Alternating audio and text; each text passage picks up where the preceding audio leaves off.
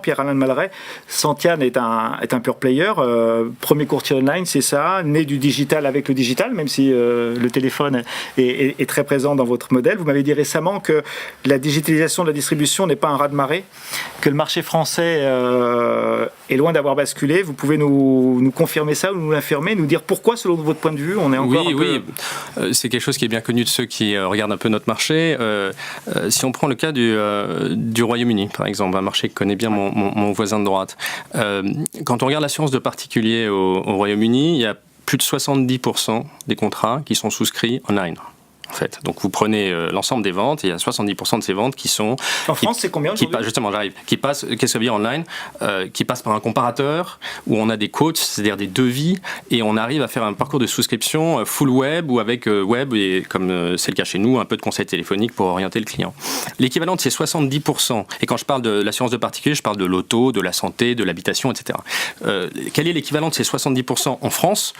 Alors, il n'y a aucun chiffre officiel. Donc, justement, j'attendais comme le Messie... Il n'y a aucun chiffre officiel, on peut vous dire notre évaluation du marché, on pense que c'est autour de 10%.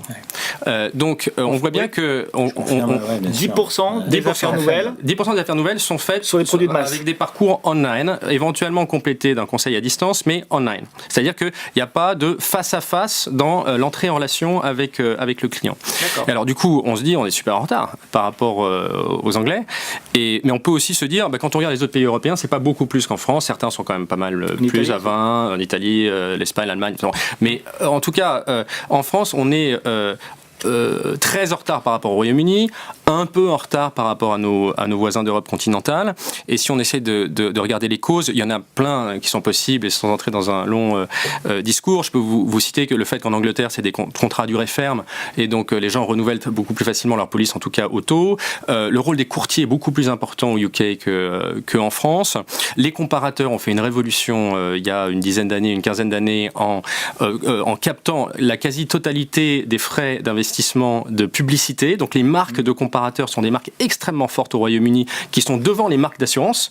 Et en France, quelles sont les marques les plus fortes qui parlent aux consommateurs ? Ce ne sont pas du tout les marques de comparateurs. On aime bien les comparateurs, on travaille avec eux, mais ce sont les marques d'assureurs. Les marques d'assureurs sont extrêmement fortes, appuyées par des réseaux physiques qui sont extrêmement denses, et les assureurs, des réseaux bancaires ou des réseaux d'agents d'assurance, investissent énormément dans leur réseau physique. Il y a d'ailleurs des grandes compagnies d'assurance qui disent qu'ils vont développer leur nombre d'agences physiques.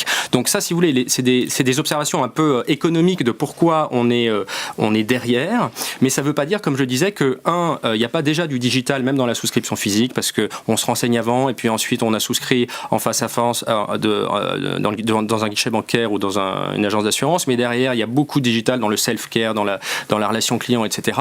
Et ça ne veut pas dire non plus que ça ne va pas changer, parce que ces 10%, est-ce qu'ils resteront 10% dans 5 ans, dans 10 ans ? Nous, chez Santian, on fait le pari que non. Mais vous disiez, sans comparer la France avec UK, qui est un peu atypique quand même dans l'univers européen, pourquoi sommes-nous en retard par rapport à l'Italie ou à d'autres pays, comme vous l'évoquiez ? Pour moi, la première explication, c'est la force des marques d'assurance en France. Vous prenez des marques, je peux même citer, d'ailleurs on ne travaille pas forcément avec elles, mais des marques comme Maïf qui sont extrêmement fortes, l'ensemble du secteur mutualiste, des mutuelles IARD qui font des campagnes de pub qui sont d'ailleurs, je trouve, très réussies, et qui ont une relation affinitaire avec leur base de clientèle qui est exceptionnelle. Des réseaux, AXA est une très grande marque d'assurance, des réseaux bancaires qui développent des très grandes marques, y compris d'ailleurs mutualistes souvent. Ils ont l'ensemble de ces acteurs-là, qui sont les acteurs dominants aujourd'hui, ont réussi à créer un lien extrêmement fort avec le consommateur, et leurs équivalents anglais se sont fait confisquer ce lien en quelque sorte par les comparateurs. Et les dépenses publicitaires des comparateurs sont juste absolument délirantes au Royaume-Uni.